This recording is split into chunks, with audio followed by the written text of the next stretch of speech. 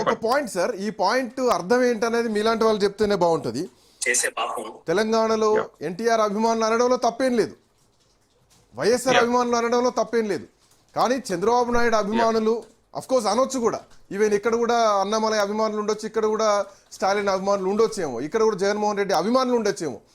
But Telugu Desam party నాయకత్వం మీద కక్ష కట్టి పార్టీనే లేకుండా భూస్థాపితం చేసినటువంటి బీఆర్ఎస్ పార్టీని భూస్థాపితం చేయాలి అని ముఖ్యమంత్రి ఇందాక మాట్లాడినటువంటి మాట ఒక కాంగ్రెస్ పార్టీ ముఖ్యమంత్రిగా ఉండి ఈ లైన్ ఎట్లా చూడొచ్చు? ఏం జరగబోతోంది రేపు పొద్దున రాజకీయాల్లో? ఇప్పుడు ఖమ్మం జిల్లా రాజకీయ పరిస్థితి వచ్చేసరికి ఒక డిఫరెంట్ రాజకీయ పరిస్థితి ఉంది శ్రీకాంత్. అక్కడ ఒక కాస్ట్ డామినేషన్ ఆ జిల్లా రాజకీయాలను ప్రభావితం చేస్తుండే. పొంగులేటి శ్రీనివాసరెడ్డి రాకముందు వరకు కూడా ఒక కమ్యూనిటీ ఆ జిల్లా రాజకీయాలను శాసిస్తుండే. బట్ ఇప్పటికి కూడా తెలుగుదేశం ఒక బలమైనటువంటి పార్టీగానే ఖమ్మం జిల్లాలో మనం చూడాలి. ఎందుకంటే 2014లో అక్కడ ఎమ్మెల్యేలు గెలిచారు, 2018లో కూడా అక్కడ ఎమ్మెల్యేలు గెలిచారు, 2023లో మాత్రం అక్కడ గెలవలేదు. స్టిల్ ఇప్పటికి కూడా ఆ పార్టీ ఆ జిల్లాలో బలంగా ఉన్నదనేటటువంటి విషయం. కానీ 3 ఎన్నికల్లో కూడా బీఆర్ఎస్ పార్టీకి ఖమ్మం జిల్లాలో స్థానం దొరకలేదు. అయితే కాంగ్రెస్ 3 ఎన్నికల్లో కూడా లీడ్ తీసుకున్నది. అక్కడ కాంగ్రెస్ బలంగా ఉన్నటువంటి చోట ఆ బలానికి ప్రధానమైనటువంటి కారణం పొంగులేటి శ్రీనివాసరెడ్డి, తర్వాత తుమ్మల నాగేశ్వరరావు ఆ పార్టీలోకి రాకముందు కూడా అది బలంగా ఉన్నటువంటి నేపథ్యం ఉంది. బట్ ఇక్కడ ఏంటి అనంటే ఎన్టీఆర్ కేంద్రంగా ఒక సంఘటన జరుగుతుంది. అక్కడ ఉన్నటువంటి మనకి ఇప్పటి వరకు బీఆర్ఎస్ లో ఉన్నటువంటి పువ్వాడ అజయ్ అక్కడ ఇందాక చరణ్ చెప్పినట్లు ఎన్టీఆర్ విగ్రహం పెట్టారు, ఎన్టీఆర్ పార్క్ కట్టారు. అంటే ఒక కాస్ట్ బలాన్ని తమ వైపుకు తిప్పుకునేటటువంటి కార్యక్రమం అక్కడ జరుగుతుంటే, మీరు ఇక్కడ జూబ్లీ హిల్స్ ఉప ఎన్నిక జరుగుతున్నప్పుడు ఒక స్టేట్మెంట్ ముఖ్యమంత్రి గారు చేశారు. యూసిఫ్ గూడాలో ఎన్టీఆర్ విగ్రహం పెడతామని చెప్పారు.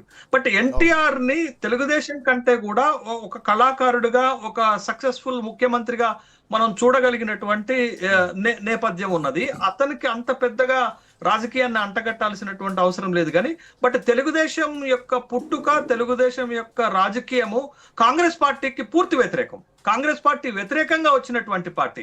కానీ ఆ పార్టీకి, ఆ పార్టీ నాయకత్వానికి ఇప్పుడున్నటువంటి చంద్రబాబు నాయుడుకి తెలంగాణలో ప్రాధాన్యత దొరకటమే జీర్ణించుకోలేకపోతున్నటువంటి అంశంగా చూడాలా.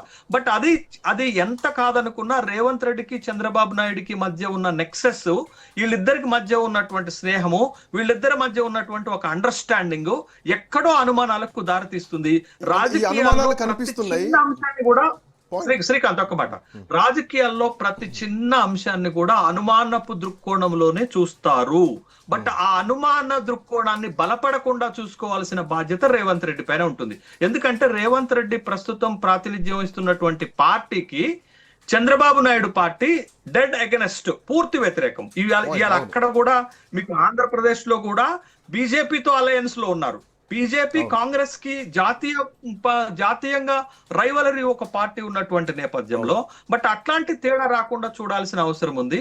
మరీ ముఖ్యంగా తెలంగాణలో ఇప్పటికీ కాంగ్రెస్ అంటే రాజశేఖర్ రెడ్డి లాయలిస్టులు, రాజశేఖర్ రెడ్డికి ఒక బలమైనటువంటి వర్గము. ఇవాళ మంచికో చెడుకో జగన్మోహన్ రెడ్డి పార్టీ ఇక్కడ లేదు కాబట్టి రాజశేఖర్ రెడ్డి అభిమానులందరూ కూడా కాంగ్రెస్ లోనే ఉన్నారు కాబట్టి బట్ వాళ్ళ ఇంట్రెస్ట్లు కాపాడకపోతే రేపు పొద్దున ఈ అసంతృప్తి మరింత పెరిగే అవకాశం స్పష్టంగా కనపడుతుంది. ఇంకొక పాయింట్ సార్, ఇప్పుడు జూబ్లీ హిల్స్ ఎన్నికల టైంలో ముఖ్యమంత్రి ఒక మాట అంటారు ఏంటంటే కాంగ్రెస్ అంటేనే ముస్లిమ్స్, ముస్లిమ్స్ అంటేనే కాంగ్రెస్ అన్న మాట అన్నారు. ఆ తర్వాత ఖమ్మం జిల్లాకి వెళ్తే చంద్రబాబు నాయుడిని లేకుండా చేశారు, తెలుగుదేశం పార్టీని బొందబెట్టారు. అంటే మళ్ళీ చిగురించాలా తెలుగుదేశం పార్టీ, చిగురిస్తేనే బాగుంటుంది అన్నది ఆయన మాటల్లో అంతరార్థం కనిపిస్తోంది. ఇది కేవలం ఆ పరిధి వరకే చూడాలా, లేదంటే రాష్ట్ర వ్యాప్తంగా రేపు పొద్దున జరగబోయేటువంటి పరిణామాన్ని ముందే ఆయన మాటల రూపంలో హింటిస్తున్నారా, చంద్రబాబు నాయుడు ఇప్పిస్తున్నారా అన్న పాయింట్ ఒకటి. తెలంగాణ చంద్రబాబు నాయుడిని యాక్సెప్ట్ చేసే పరిస్థితి తెలంగాణ రాజకీయాల్లో ఉందా? ఒకసారి 2018 ఎన్నికలను గనక మనం చూస్తే చంద్రబాబు నాయుడు పార్టీ తోటి కాంగ్రెస్ పొత్తు పెట్టుకోలేదా, మహాకూటమి ఏర్పాటు చేయలేదా? ఇప్పుడు గత కొంతకాలంగా తెలంగాణలో వినిపిస్తున్న మాట ఏంటంటే మళ్ళీ తెలుగుదేశం ఇక్కడ పురుడు పోసుకోబోతుంది, మళ్ళీ ఇక్కడ తెలుగుదేశం బలోపేతం కావడానికి ప్రయత్నం చేస్తుంది అని అంటే బట్ ఒకవేళ తెలుగుదేశం ఇక్కడ ఎస్టాబ్లిష్ అయితే ఆ నష్టం ఎవరికి జరుగుతుంది?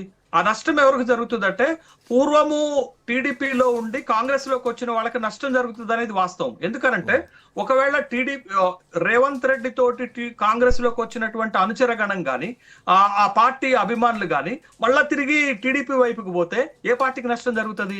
ఏ పార్టీకి లాభం జరుగుతుంది? కాంగ్రెస్ కి నష్టం జరుగుతుంది, టీడీపీకి లాభం, బీఆర్ఎస్ కి లాభం జరుగుతుంది. కాబట్టి మళ్ళా ఇక్కడ తెలుగుదేశం రీఎస్టాబ్లిష్ అయితే రేవంత్ రెడ్డికి ఎంతో కొంత నష్టం జరుగుతుంది కదా. ఆ నష్టం కాంగ్రెస్ కి నష్టం జరిగితే లాభం ఎవరికి జరుగుతుంది? బీఆర్ఎస్ పార్టీకి లాభం జరుగుతుంది కదా. కాబట్టి ఆ కోణంలో ఇక్కడ టీడీపీని మళ్ళీ రీఎస్టాబ్లిష్మెంట్ కాకుండా రేవంత్ రెడ్డి మేనేజ్ చేస్తున్నారనేటటువంటి అనుమానాలు కూడా ఉన్నాయి కదా. ఆ అభిప్రాయం కూడా క్షేత్రస్థాయిలో వ్యక్తమవుతుంది కదా. బట్ ఇక్కడ ప్రస్తావన అది కాదు, ఈ విషయం అది కాదు, డిస్కషన్ అది కాదు. బట్టి విక్రమార్క గారు ఆ మీడియా హౌస్ పట్ల స్పందించిన తీరు, ముఖ్యమంత్రి ఆ మీడియా హౌస్ పట్ల చూపిస్తున్న ప్రేమ, బట్ ఇది ఒక కాంట్రడిక్షరీ. ఈ కాంట్రడిక్షన్ లో ఆ మీడియా హౌస్ సెంట్రిక్ గా ముఖ్యమంత్రికి డిప్యూటీ ముఖ్యమంత్రికి తేడాలు వస్తే, విభేదాలు వస్తే అది ఏ పరిణామం దారితీస్తుంది? అది కాంగ్రెస్ కి ఎంత నష్టం చేస్తుంది? కాంగ్రెస్ పైన ఎంత ప్రభావం పడుతుంది అనేది ముఖ్యంగా.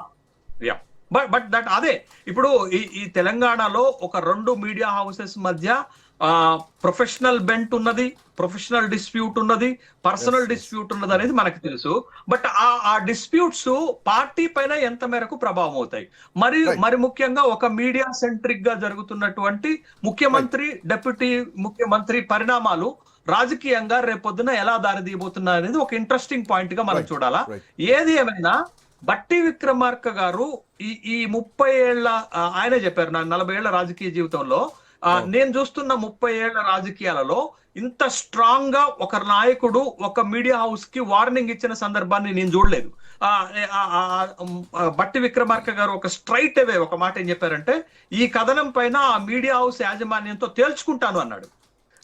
అది ఒక సీరియస్ పరిణామంగానే మనం చూడాల్సినటువంటి అవసరం ఉంది. Thank you so much Seshu sir and Charan Kaushik గారు, థ్యాంక్స్ ఫర్ జాయినింగ్. సో మొత్తానికి భట్టి విక్రమార్క అంటే మేము వైఎస్ఆర్ అనుచరులం కాబట్టి, ఆయన ఫాలోవర్స్ కాబట్టి, ఒరిజినల్ కాంగ్రెస్ మొదటి నుంచి కాంగ్రెస్లో ఉన్నాం కాబట్టి ఆ శత్రుత్వాన్ని తెలుగుదేశం పార్టీ చేస్తోందా? So old Congress versus original Congress versus old TDP లాంటి వాతావరణం తెలంగాణ రాజకీయాల్లో కనిపిస్తోందా? పాలేరు సభలో చంద్రబాబు నాయుడిని, ఆ టీడీపీని ప్రశంసిస్తూ బీఆర్ఎస్ పార్టీని బొందబెట్టాలి, తెలుగుదేశం పార్టీని బొందబెట్టిన బీఆర్ఎస్నే బొందబెట్టాలి అని మాట్లాడేది పాలేరు వరకే, ఖమ్మం వరకే పరిమితమా? రేపొద్దున తెలంగాణ రాజకీయాల్లోకి తెలుగుదేశం పార్టీ ఎంట్రీ ఇవ్వబోతోందో తెలంగాణ ప్రజలు యాక్సెప్ట్ చేసేటువంటి పరిస్థితి ఉందా? రకరకాల ఈక్వేషన్స్ మారిపోతున్నాయి. చూద్దాం ఎట్లాంటి పరిణామాలు ఉండబోతున్నాయి భవిష్యత్తులో. That's all for now. Next updates continue అయితే కీప్ వాచింగ్.